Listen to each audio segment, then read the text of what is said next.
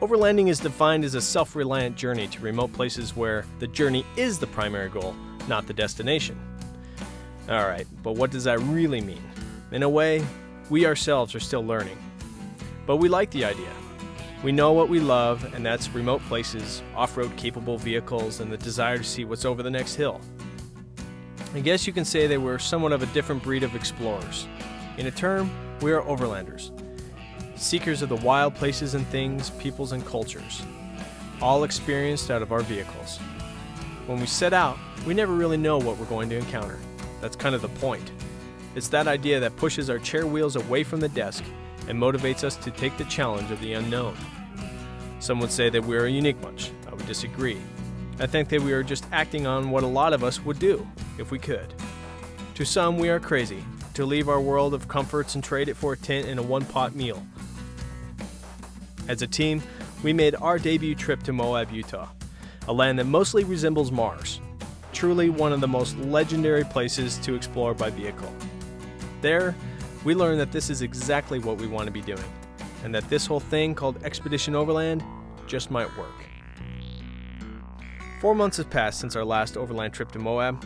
4 months of trial by fire met with just enough success to keep us going. It's incredible to finally be back out, exploring the places of the unbeaten path. It's no coincidence that we start our first episode here, the Boulder River Valley in south central Montana. And it's where I got my start as a kid into the world of exploration. The Roadkill Saloon was once an infamous bar in which the kitchen alone would threaten your existence. A once wild and rowdy place that I myself, at the age of 17, was thrown out of.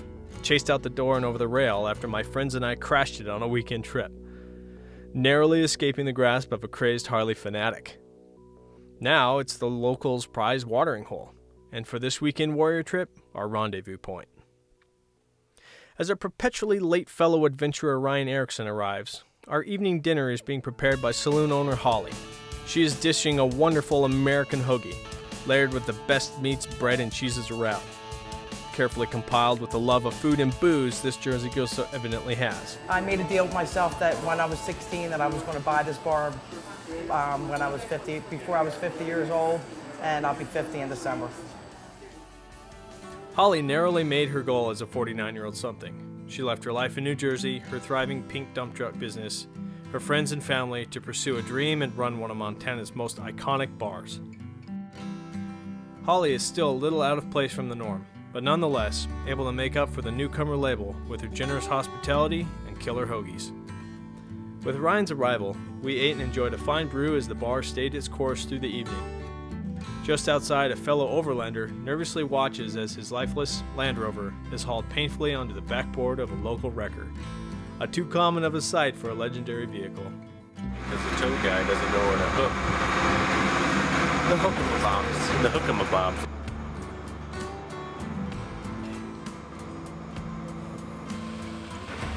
Jeff Gazy discussed the brilliance of British engineering with the fellow, as the rest of us packed our equipment, and with the night falling quickly, we head off into the awaiting adventure of the Boulder River Valley. Sadly, that's more than we can say for the other guy. I guess Overland Journal's editor-in-chief, Chris Collard, tells it straight when he said, "The best overland vehicle is the one that keeps on running." However, we woke the next morning to an equally large problem. A massive problem. One that I had ignorantly created. We got going, and we got through some of our footage, and it came time to offload, our cameras and stuff like that. And I come to find out, old expedition leader right here, forgot the power supply to the computer, which is a showstopper, essentially. Oops. Amateur hour. Brought to you by your leader, Clay Croft. Call our wives back in town so that they can deliver the power cord to our buddy. I owe him big time because we wouldn't be filming right now without that. With our footage offloaded, we regathered, shared a quick lunch, and made our way to the evening's camp spot. 12 miles away, on the other side of some very rugged and steep terrain.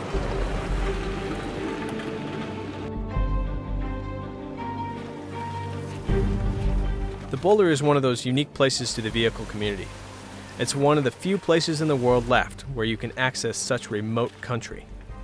An exceptional wilderness surrounds the area, and it's one that I cherish. The trail is far from smooth, and the farther we go, the road rears its ugly head. Oh yeah. There it goes. Oh, there. Oh. Ooh.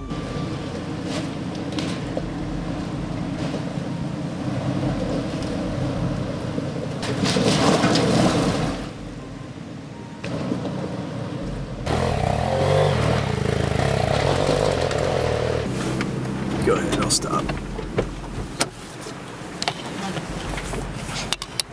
You okay?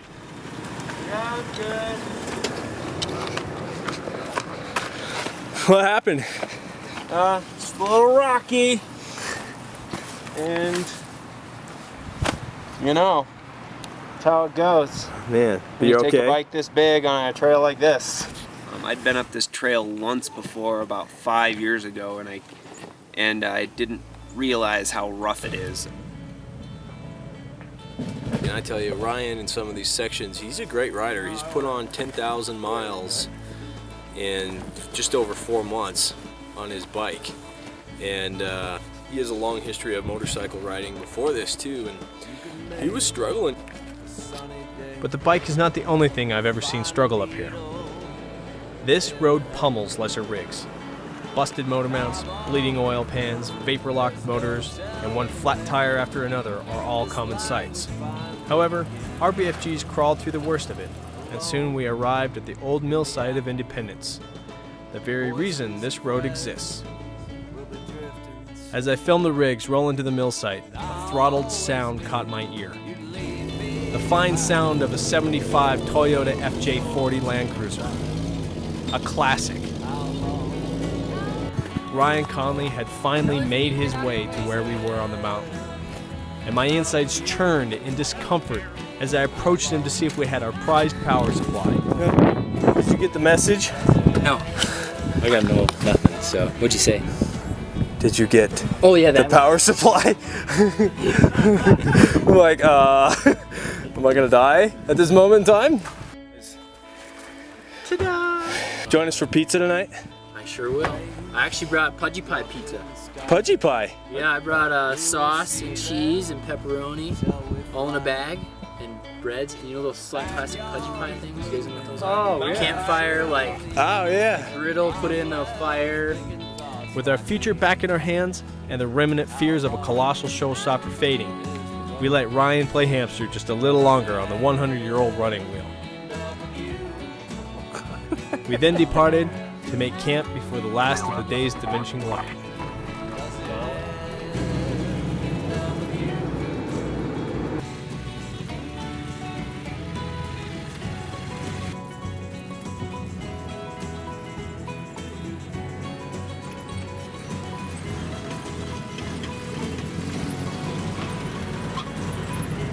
That night we laughed about our understated mishaps while cooking on a particularly problematic 40-year-old Coleman stove.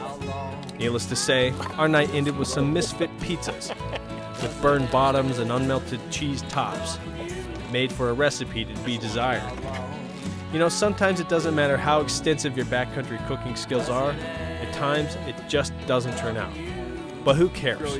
We were riding on the achievements of the day. And who can complain when you get to make your home for the night here?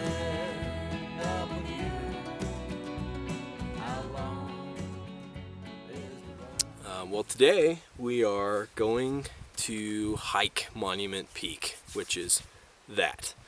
Everybody's pretty excited. Scott's a little nervous, I can tell.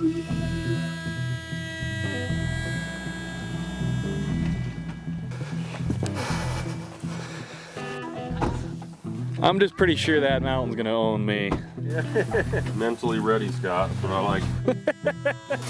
It's not so much the elevation, but the fatness.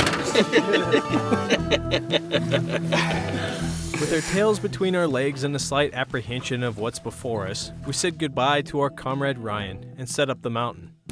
Despite our lackings in the physical sense, our eagerness to get to the summit empowered our lactic legs to lift in stride. It wasn't long before we realized we were making really good time. You know what song always gets stuck in my head when I hike? 99 bottles. What an awful song. Keeps moving though. 99 bottles of beer on the wall. 99 bottles of beer.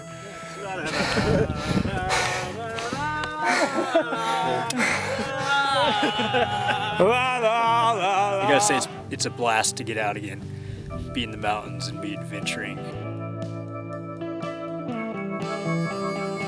I miss this so much.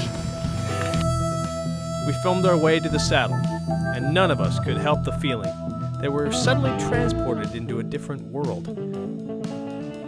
A world where hobbits held our fates in their hairy hobbit hands, and one ominous ring ruled them all.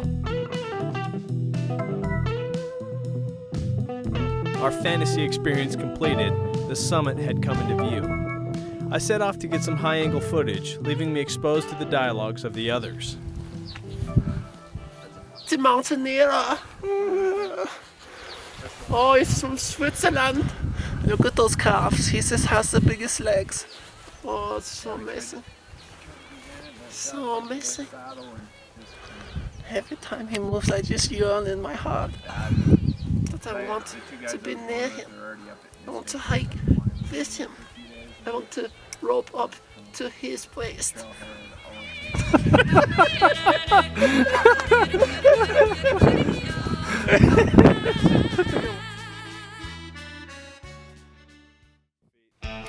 The ridge lines are exposing as we make our way up to the top.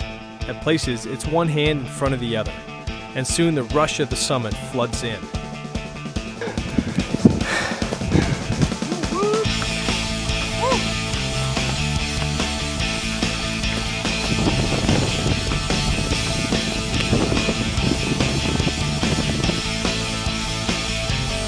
Some might scratch their head and wonder why we would do this. It's simple, explained by the 3 types of fun. Type 1 fun is when you're sitting laughing with your friends over a loose hand of cards. Type 2 is the situation where you find yourself uneasy, miserable, scared, beyond your limits. But when you make it to the other end, you realize its awesomeness and can't wait to do it again. This is where climbing mountains often fits in. However, it can be Type 1 or Type 3 as well. Have you ever seen the...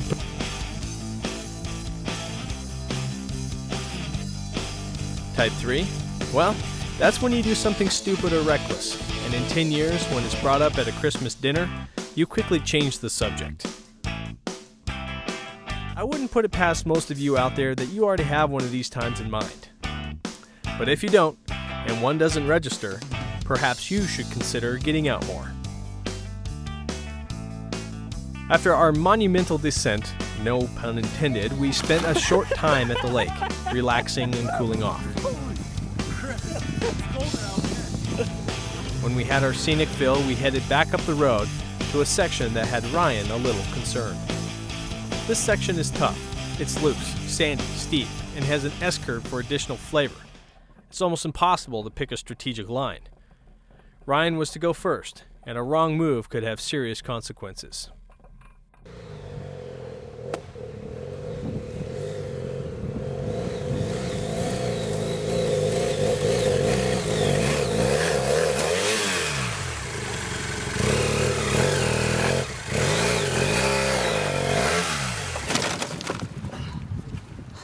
You have to make these really hard turns while you're climbing up all these huge rocks, and it was just really, really difficult, especially on a bike as big as mine. You okay? I'm good.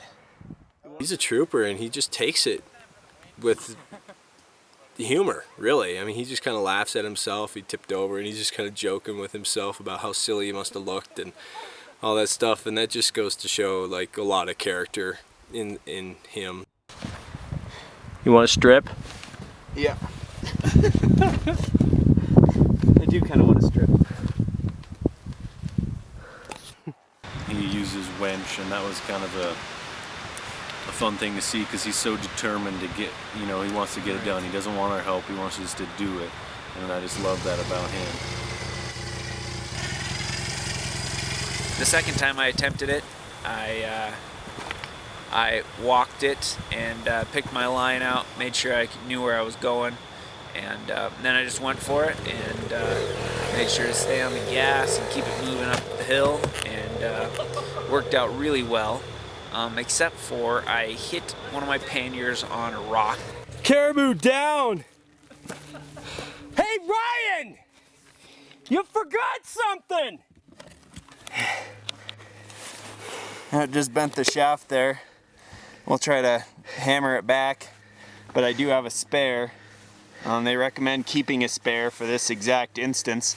It's designed to do this so that it doesn't break your bike, which as you can see, my bike was unbroken. So that's the important part.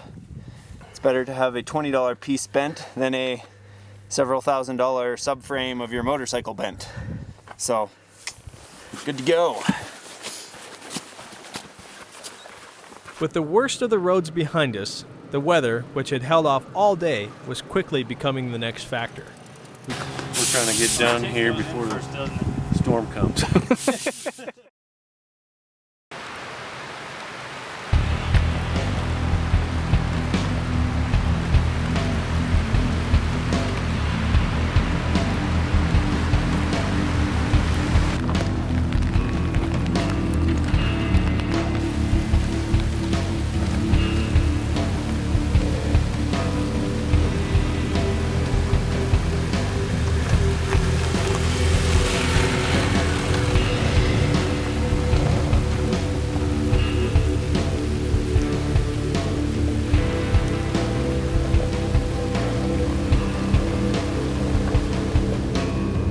So we thought kind of our show had been wrapped, and we're going down the road, and I come around the corner, I'm sitting in jump seat here, and lo and behold, up ahead there's a tree in the road.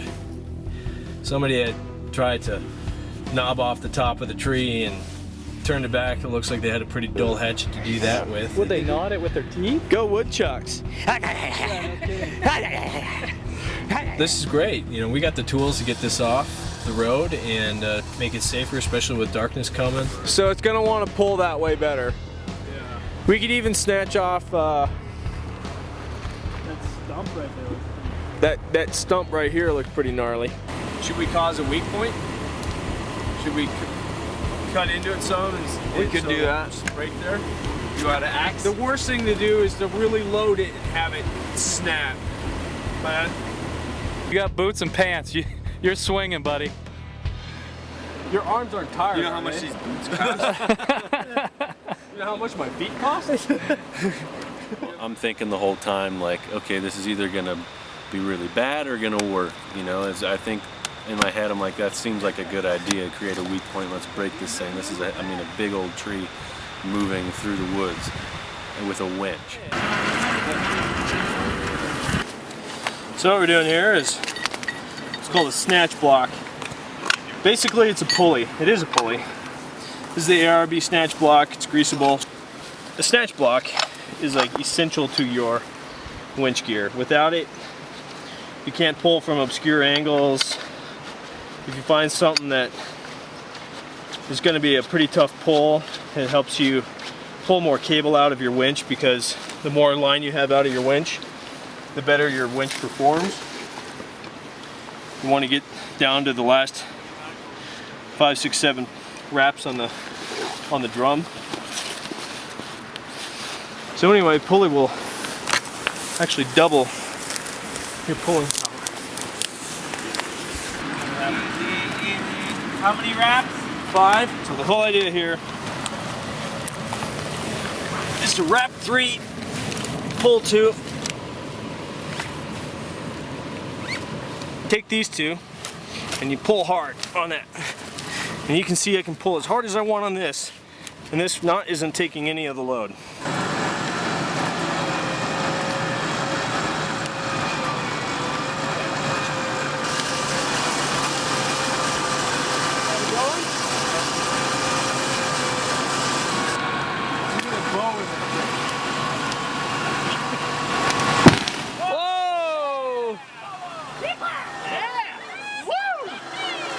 This is one of those moments that defines adventure.